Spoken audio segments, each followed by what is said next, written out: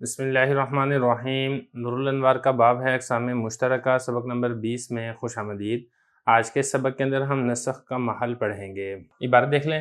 وَمَحَلُّهُ حُكْمٌ يَحْتَمِلُ الْوُجُودَ وَالْعَدَمَ فِي نَفْسِهِ بِأَنْ يَكُونَ أَمْرًا مُمْكِنًا عَمَلِيًّا وَلَا يَكُونُ وَاجِبًا لِذَاتِهِ كَالْإِيمَانِ وَلَا مُمْتَنِعًا لِذَاتِهِ كَالْكُفْرِ فَإِنَّ وُجُوبَ الْإِيمَانِ وَحُرْمَةَ الْكُفْرِ لَا يَنْسَخُ فِي دِينٍ مِنَ الْأَدْيَانِ وَلَا يَقْبَلُ النَّسْخَ وَلَمْ يَلْتَحِقْ بِهِ مَا يُنَافِي النَّسْخَ مِنْ تَوْقِيتٍ عَطْفٌ عَلَى قَوْلِهِ يَحْتَمِلُ الْوُجُودَ لأنه إذا التحق به التوقيت لا ينسخ قبل ذلك الوقت البتة وبعده لا يطلق عليه اسم النسخ وقد قالوا في نظيره تمتعوا في داركم 3 أيام خطابا لقوم صالح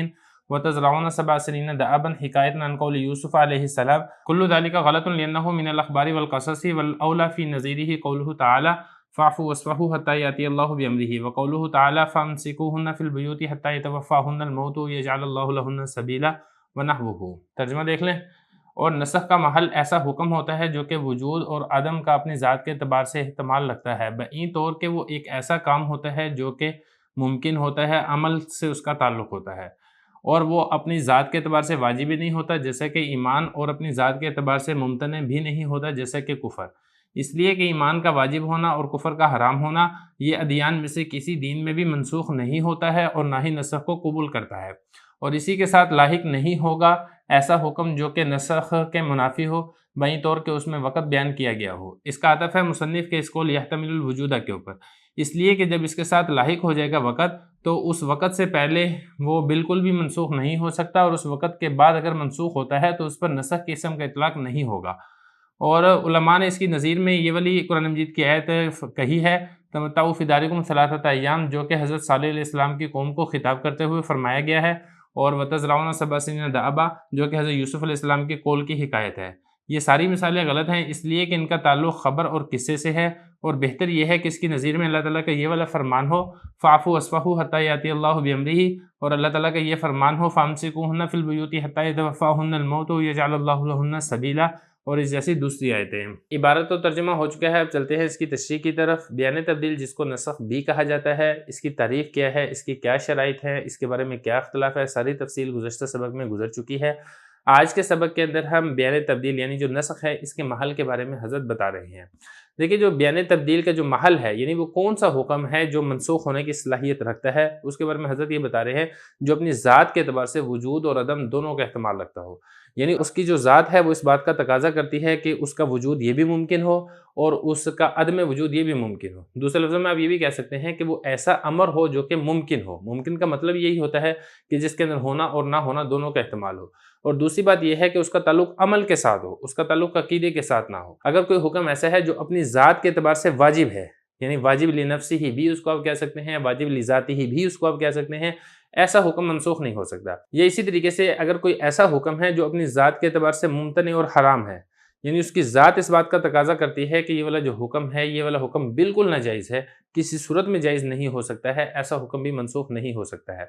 واجب لذاتہ ہی اس کی مثال ہے ایمان۔ اب دیکھیں، اللہ رب العزت کے اوپر جو ایمان لانا ہے یہ ایسا حکم شرعی ہے جو کہ منسوخ نہیں ہو سکتا ہے کسی حالت کے اندر، کسی صورت کے اندر، کسی دین کے اندر۔ نہ تو یہ حضرت آدم علیہ السلام کے دین کے اندر منسوخ ہوا ہے، نہ ہی حضرت نوح علیہ السلام کے دین کے اندر، نہ ہی حضرت ابراہیم علیہ السلام کے دین کے اندر۔ غرض جتنے بھی انبیاء کی شریعتیں گزری ہیں، کسی نبی کی شریعت کے اندر بھی اللہ رب العزت کے اوپر جو ایمان لانا ہے یہ حکم منسوخ نہیں ہوا ہے، اور یہ ایسا حکم ہے جو نسخ کو قبول ہی نہیں کرتا ہے۔ یہ اسی طریقے سے اللہ رب العزت کے ساتھ کفر کا حرام ہونا ہے، یا اللہ رب العزت کے ساتھ شرک کرنا ہے، یہ ایسا حکم شرعی ہے جو کہ منسوخ نہیں ہو سکتا۔ تمام ادیان کے اندر یہ والا کام حرام ہے، اور حرام لذات ہی ہے۔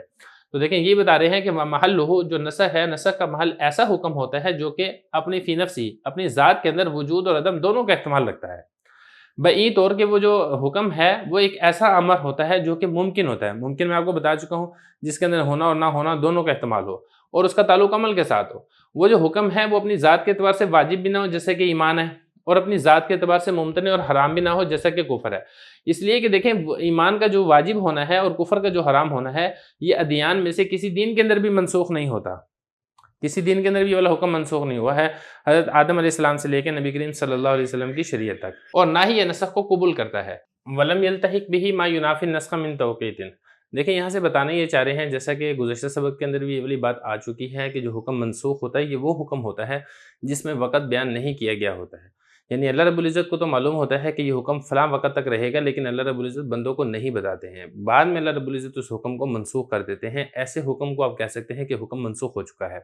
اگر کوئی حکم ایسے ہے جس میں اللہ رب العزت نے پہلے سے ہی وقت بیان کر دیا ہے، تو آپ اس کو یہ نہیں کہہ سکتے کہ جب وقت مکمل ہوا ہے تو یہ والا حکم منسوخ ہو چکا ہے۔ ظاہر ہے جب آپ کو پہلے ہی معلوم ہے کہ یہ والا حکم فلاں وقت تک کے لیے ہے، تو پھر اس وقت سے پہلے تو وہ حکم منسوخ ہی نہیں ہو سکتا، اور اس وقت کے بعد اگر وہ حکم ختم ہوتا ہے تو آپ اس پر نسخ ہونا نہیں کہیں گے، اس کے اوپر جو نسخ ہونے کے لفظ کا اطلاق ہے اس کے اوپر نہیں کیا جائے گا، کیونکہ میں آپ کو گزشتہ سبق کے اندر بھی یہ والی بات بتا چکا ہوں کہ جو حکم منسوخ ہوتا ہے یہ وہی حکم منسوخ ہوتا ہے جس میں ہمیں وقت کا نہیں پتہ ہوتا ہے۔ یہی والی بات یہاں پر بھی بیان کر رہے ہیں کہ وَلَمْ يَلْتَحِقْ بِهِ، یہ جو نسخ کا جو محل ہے، ایسا حکم جس کے اندر وجود اور عدم دونوں کا احتمال ہوتا ہے، اس کے ساتھ آپ لاحق نہیں کر سکتے ماں ایسے حکم کو جو نسخ کے منافی ہو، من توقید، اس لیے کہ اس کے اندر وقت بیان کر دیا گیا ہے۔ اب یہاں پر یہ بتانا چاہ رہے ہیں کہ یہ جو ہے نا ما ینافی نسخ من توقین، اس کا عطف ہے مصنف کے اس کو لیحتمل الوجود کے اوپر، کیونکہ دیکھیں جب اس کے ساتھ وقت لاحق ہو چکا ہے تو اس وقت سے پہلے تو وہ حکم منسوخ ہی نہیں ہو سکتا، البتہ تو یقینی طور پر، اور اس وقت کے بعد اگر وہ حکم ختم ہوتا ہے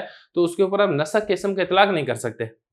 اب اس کے بعد آگے دو مثالیں لے کر آئے ہیں جس کے اندر وقت بیان کیا گیا ہے، پھر اس کے بعد حضرت نے یہ بتایا ہے کہ یہ جو دو مثالیں آپ لے کر آئے ہیں جس کے اندر وقت بیان کیا گیا ہے، یہ دو مثالیں لانا درست نہیں ہے، کیونکہ ان دو مثالوں کا جو تعلق ہے وہ حکم کے ساتھ نہیں ہے، بلکہ ان دو مثالوں کا تعلق خبر اور قصے کے ساتھ ہے۔ پھر اس کے بعد آگے حضرت نے اپنی طرف سے دو مثالیں بیان کی ہیں جس کے اندر وقت بیان کیا گیا ہے اور اس کا تعلق حکم کے ساتھ ہے۔ بتانا اصل کے اندر یہ چاہ رہے ہیں کہ ایسا حکم جس کے اندر وقت بیان کیا گیا ہے، اس وقت مکمل ہونے پر اگر وہ حکم ختم ہوتا ہے تو ہم یہ نہیں کہیں گے کہ حکم منسوخ ہو چکا ہے۔ جو نسخ ہونا حکم کا ہوتا ہے اس کے لیے یہ ضروری ہے کہ اس کے اندر وقت بیان نہ کیا گیا ہو۔ وقت قالوا فی نظیرہ، اور علماء نے اس کی نظیر کے اندر، یعنی ایسا حکم جس کے اندر وقت بیان کیا گیا ہے پہلے سے ہی، دو مثالیں ذکر کی ہیں۔ ایک مثال تو یہ ذکر کی تمتعوا فی دارکم ثلاثۃ ایام، حضرت صالح علیہ السلام کی قوم کو خطاب کرتے ہوئے فرمایا گیا کہ تم اپنے گھروں کے اندر 3 دن تک فائدہ اٹھا لو، 3 دن کے بعد تمہارے اوپر عذاب آ جائے گا۔ اب یہاں پہ دیکھیں ثلاثۃ ایام، 3 دن کا جب تذکرہ خود ذکر کر دیا گیا ہے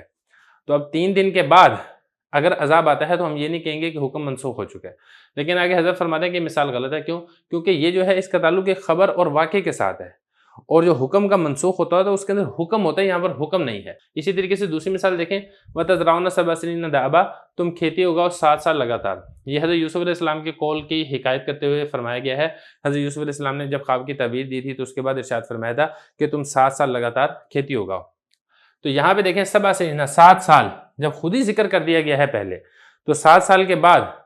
اگر یہ والا حکم منسوخ ہوتا ہے تو اس کو حکم کا منسوخ ہونا نہیں کہا جائے گا۔ حضرت فرمایا کہ کل ذالک غلط، یہ دونوں مثالیں غلط ہیں، کیونکہ یہ جو مثال ہے اوپر والی تمتعوا فی دارکم ثلاثۃ ایام، اسی طریقے سے تزرعون 7 سنین دابا، اس کا تعلق حکم کے ساتھ نہیں ہے بلکہ اس کا تعلق ایک خبر کے ساتھ ہے۔ اللہ رب العزت قرآن مجید کے اندر ایک خبر دے رہے ہیں، ایک واقعہ بیان کر رہے ہیں،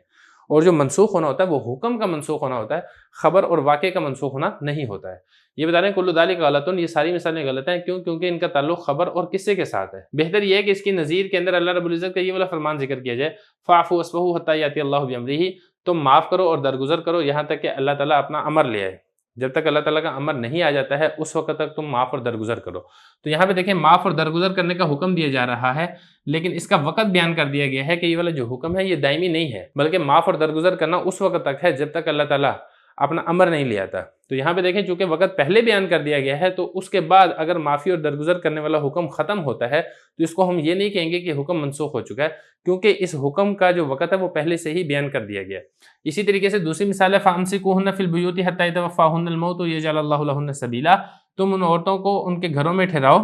یہاں تک کہ ان کو موت آ جائے یا اللہ تعالیٰ ان کے لیے کوئی راستہ بنا دے۔ اب دیکھیں گھروں میں ٹھہراؤ، امسکو یہ حکم ہے، اور یہ ایسا حکم ہے جس کا وقت پہلے ہی بیان کر دیا گیا، یعنی گھروں میں ٹھہرانا کب تک ہے؟